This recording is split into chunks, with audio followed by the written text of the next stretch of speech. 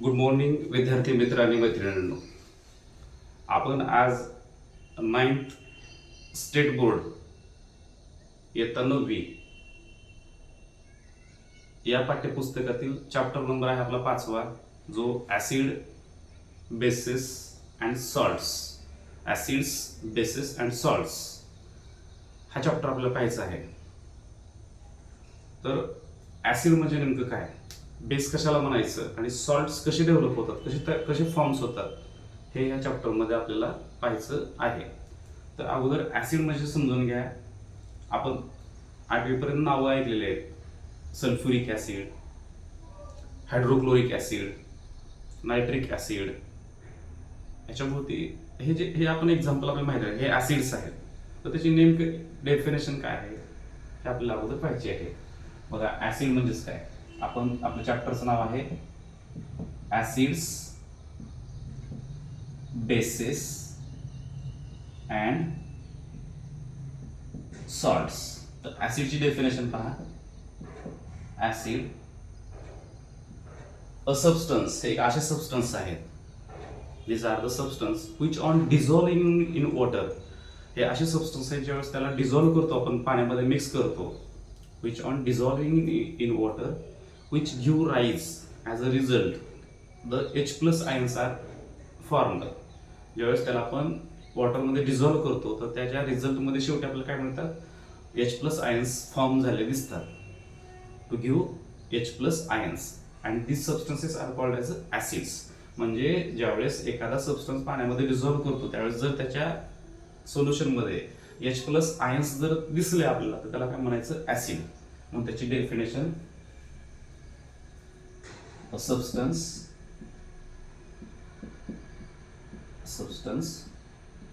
which on dissolving in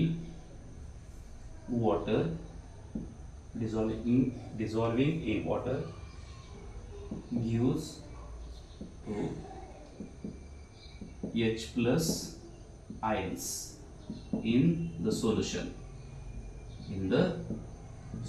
त्या solution मध्ये कुठले ions gives to H+ ions त्या सोल्युशन मध्ये आपल्याला दिसते. देन इट इज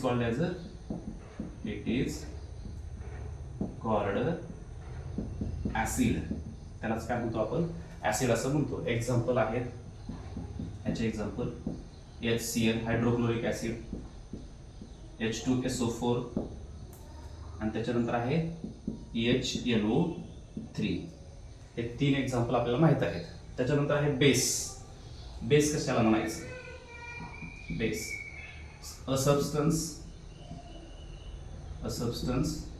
सेम अशी डेफिनेशन आहे. Which on dissolving in water. एकदा पाठ केले तुम्हाला लक्षात राहतं. Which on dissolving in water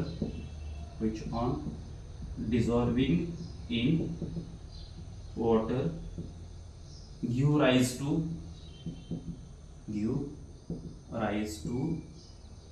OH- ions in the solution. It is called base.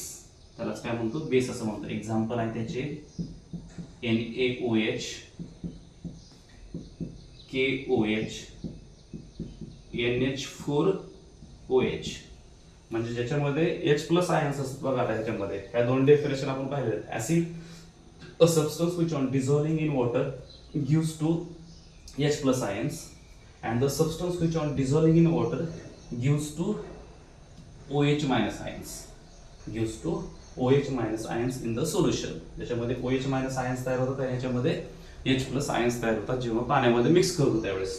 Example आहेत H+ आहे तिथं H+Cl-, H2+SO4-, H+NO3- म्हणजे प्लस तयार होते H+. इथं substance which on dissolving in water give rise to the OH- ion. Na+KOH-, K+OH-, NH4+OH-, OH- शेवटी त्यातून dissolve होतं, डिसोसिएट झाल्यानंतर. डिसोसिएट होणे म्हणजेच काय, हे वेगवेगळं होणे. बघा HCl चं डिसोसिएशन जर झालं तर काय तयार होतं बघा, याच्यामध्ये एक H प्लस तयार होतो आणि दुसरा Cl मायनस आहेत का, H प्लस आयन्स तयार झाले. फॉर एक्झाम्पल ह्या NaOH चं डिसोसिएशन जर केलं आपण, NaOH चं डिसोसिएशन झालं पाण्यामध्ये जेव्हा डिझॉल्व्ह केल्यानंतर Na plus plus OH minus, म्हणजे याच्यामध्ये OH मायनस आयन्स मिळाले. अशा प्रकारे ऍसिड आणि बेसची डेफिनेशन झाली. त्याच्यानंतर आहे त्याचे पुढले डेफिनेशन आहेत strong acid, strong base, weak acid, weak base. Strong acid, strong base, weak acid, weak base. Arrhenius theory आहे आणि त्या आरेनियस थेअरीनुसार त्याचे किती प्रकार पडतात, 4 प्रकार पडतात. याचे किती प्रकार पडतात आरेनियस थेअरीनुसार, 4. कोणकोणते, स्ट्रॉंग ऍसिड टाइप्स त्याचे, स्ट्रॉंग ऍसिड, त्याच्यानंतर आहे वीक ऍसिड. अगोदर आपण ऍसिडचा प्रकार बघू, strong acid, weak acid. Strong acid कोणाला म्हणायचं बघा, acid which on dissolving in water that dissociates completely. याच्यामध्ये कुठला शब्द लक्षात ठेवायचा, स्ट्रॉंग ऍसिड मध्ये dissociate completely, dissociate completely and to form H plus ion. आणि शेवटी काय मिळतं त्या सोल्युशन मध्ये, H plus ions are formed. आता इथं does not dissociate completely, does not dissociate, does not dissociate completely, does not dissociate completely and gives H plus ions in the solution. बघा हा पॉईंट सगळ्यात महत्त्वाचा आहे. स्ट्रॉंग ऍसिड कोणाला म्हणायचं, ज्यावेळेस त्याला आपण डिझॉल्व्ह करतो वॉटरमध्ये, acid when dissolving in water which dissociate completely and give rise to the H plus ions are called as a strong acid. Weak acid, acid which on dissolving in water which does not dissolve, which does not dissociate completely and gives to the H plus ions, these are called as a weak acid. Example म्हणून तुम्हाला सहज समजेल, याचं example आहे HCl. याचं dissociation complete होतं, H plus वेगळे होतात, Cl मायनस वेगळे होतात. HNO3, H प्लस बाजूला झाले, NO3 मायनस कम्प्लिटली बाजूला झाले. याचं एक्झाम्पल लक्षात ठेवा, H2CO3. याचं डिसोसिएशन कम्प्लिटली होत नाही, H प्लस एक बाजूला होतो, परत एक HCO3 राहतो, एक H बाजूला पडला, यातलं तर डिसोसिएशन होतं ना, H प्लस आणि HCO3 मायनस, परत एक H शिल्लक आहे, म्हणजे ह्याच्यामध्ये डिसोसिएशन कम्प्लिटली होत नाही. दुसरं आहे CH3COOH, CH3COOH, ह्याच्यामध्ये पण डिसोसिएशन कम्प्लिटली होत नाही. म्हणजे ज्याच्यामध्ये डिसोसिएशन कम्प्लिटली होतं त्याला काय म्हणायचं, स्ट्रॉंग ऍसिड, आणि ज्याच्यामध्ये डिसोसिएशन कम्प्लिटली होत नाही त्याला काय म्हणायचं, वीक ऍसिड. त्याच्या डेफिनेशन लक्षात ठेवा, बघा काय डेफिनेशन आहे,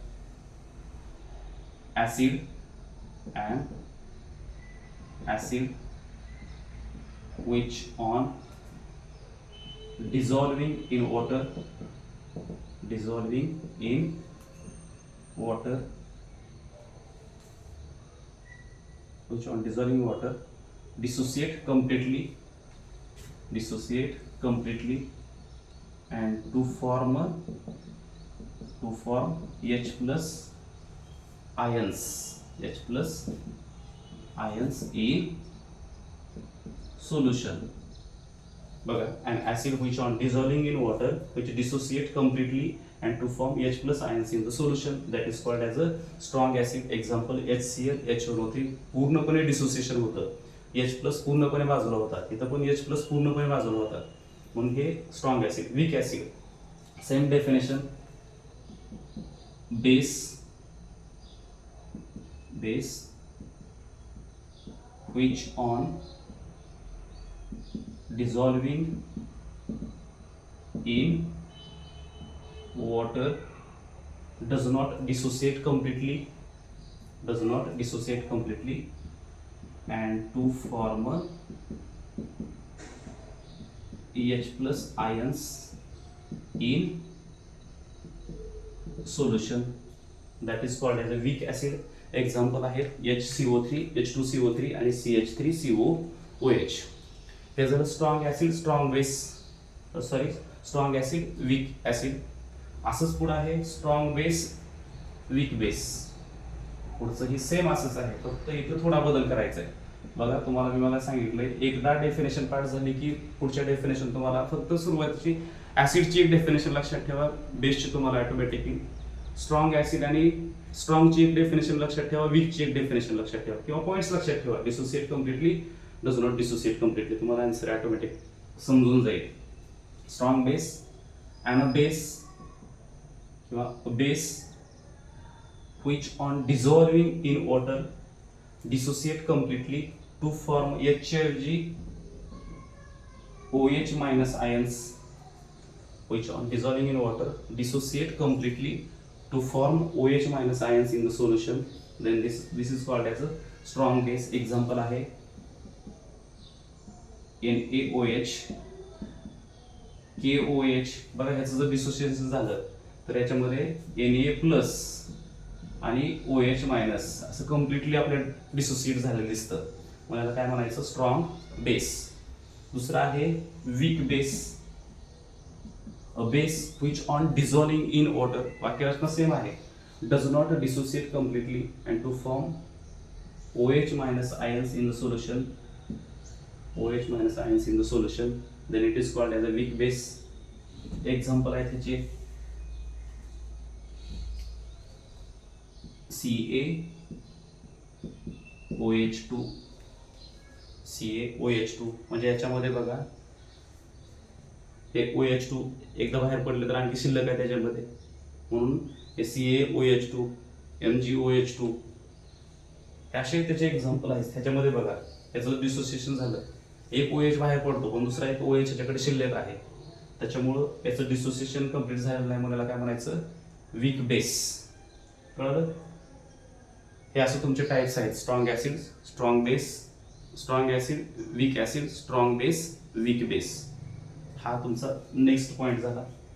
म्हणजे आपण 9वीच्या चॅप्टरमध्ये काय काय पाहिलं अगोदर? ऍसिडची डेफिनेशन, बेसची डेफिनेशन, स्ट्रॉंग ऍसिड कशाला म्हणायचं आणि वीक ऍसिड कशाला म्हणायचं, स्ट्रॉंग बेस कशाला म्हणायचं, वीक बेस कशाला म्हणायचं, हे सगळं तुम्हाला मी एका थोड्याशा पॉईंट्समध्ये लक्षात ठेवायला. बघा ऍसिडची डेफिनेशन काय म्हटलं ते आपल्या समोर आलं पाहिजे.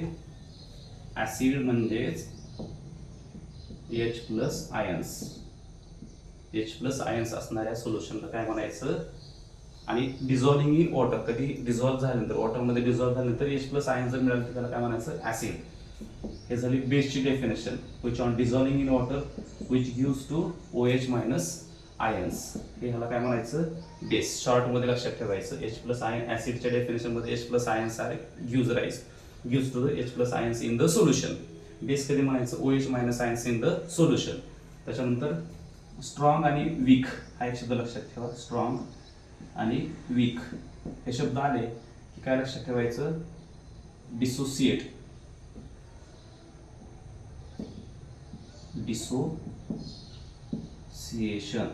डिसोसिएट कम्प्लिटली, आणि इथं डज नॉट डिसोसिएट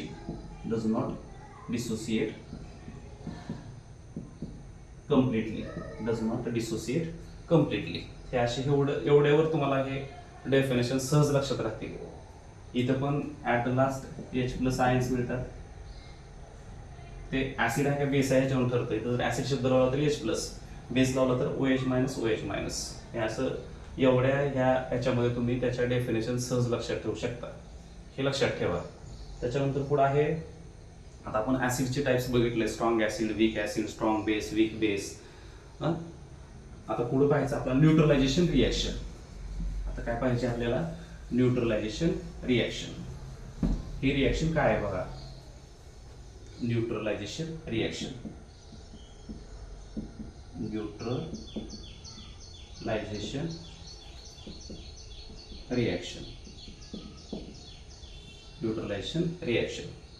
बघा आता न्यूट्रलायझेशन रिॲक्शन कशाला म्हणायचं?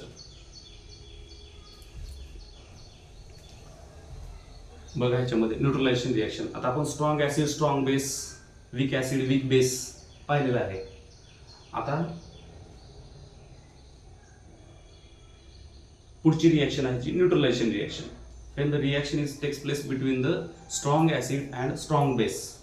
ज्यावेळेस एखादी रिॲक्शन स्ट्रॉंग ॲसिड आणि स्ट्रॉंग बेसमध्ये होते त्यावेळेस, किंवा when acids reacts with base to form salt and water, तर त्या रिॲक्शनमध्ये काय तयार होतात, सॉल्ट अँड वॉटर तयार जर झाले तर त्या रिॲक्शनला काय म्हणायचं, न्यूट्रलायझेशन रिॲक्शन. कळलं का? म्हणजे ज्यावेळेस बघा, Wien strong acid reacts with strong base. When strong acid reacts with strong base to form salt and water. To form salt and water. This reaction is called neutralization reaction. या रिॲक्शनला काय म्हणतो आपण, neutralisation reaction. बघा, ज्यावेळेस acid आणि base एकत्र येतात, strong acid आणि स्ट्रॉंग बेस, ते दोघे एकमेकाला काय करतात, रिॲक्शन झाल्यानंतर सॉल्ट अँड वॉटर तयार होतं. आणि हे सॉल्ट अँड वॉटर जे आहे ते न्यूट्रल सबस्टन्स आहेत. बघा, हे ह्याला न्यूट्रलायझेशन रिॲक्शन काय म्हटलं तर ह्याच्यामध्ये काय तयार झाले, सॉल्ट अँड वॉटर तयार झाले. आणि हे salt and water this substances are neutral असल्यामुळे त्याचा आपण डेली लाईफमध्ये जास्तीत जास्त वापर करतो. याच्यामध्ये काही डिझॉल्व्ह करतो आपण. वॉटरला युनिव्हर्सल सॉल्व्हंट आहे कारण की ते न्यूट्रल आहे. युनिव्हर्सल सॉल्व्हंटचा वापर करतोय. सॉल्ट आपण त्याचा जास्तीत जास्त वापर करतोय कारण की दिस सबस्टन्सेस आर द न्यूट्रल. आणि न्यूट्रल सबस्टन्स तयार झाल्यामुळे या रिॲक्शनला काय म्हणायचं, न्यूट्रलायझेशन रिॲक्शन. परत एकदा, when strong acids reacts with strong base to form salt and water, because of these are the neutral substance, this reaction is called as a neutralization reaction. Example, HCl plus NaOH, it gives NaCl plus H2O. त्याला आपण म्हणतो acid, हे आहे base, हे आहे salt आणि हे आहे वॉटर. कुठल्याही ऍसिड आणि बेसची रिॲक्शन झाली की त्याच्यामध्ये सॉल्ट अँड वॉटर तयार होतं, म्हणजे होतं. एक सॉल्ट तयार होतो आणि एक वॉटर तयार होतो. आणि असं तुम्हाला त्याचं न्यूट्रलायझेशन रिॲक्शनची डेफिनेशन लक्षात ठेवायची आहे. कळलं? आज आपण पाहिलेलं आहे याच्यामध्ये acid base, strong acid strong base, weak acid weak base, आणि त्याच्यानंतर neutralisation reaction. Neutralisation reaction, acids reacts with base to form salt and water. अशा प्रकारे हा पॉईंट आपण कव्हर केलेला आहे. उद्या आपल्याला ह्याच्या पुढचा पार्ट जो आहे तो टाइप्स ऑफ सॉल्ट, त्याच्यानंतर water of crystallisation, ionic compounds कसे फॉर्म होतात, असं पुढं भरपूर आहे याच्यामध्ये, ते आपल्याला पाहायचं आहे.